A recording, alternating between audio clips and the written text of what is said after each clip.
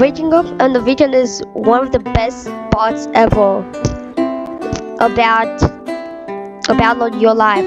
Like literally, you wake up, lay in bed,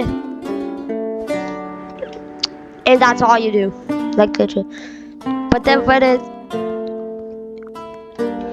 when it's Sunday, you literally have one more day to rest. Like at least make it 3 because look, if there are 7 days, make it 3 and we will learn at least 4. No, make it 4 days. 4 days of rest and 3 days of learning seems fair. Because in America we usually waste our lifetime on school. Wait, did I just get ahead? Oh my gosh, dude. Like literally, you waste 6 hours on school.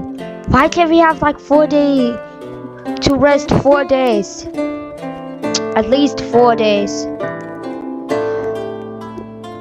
That would be the best thing.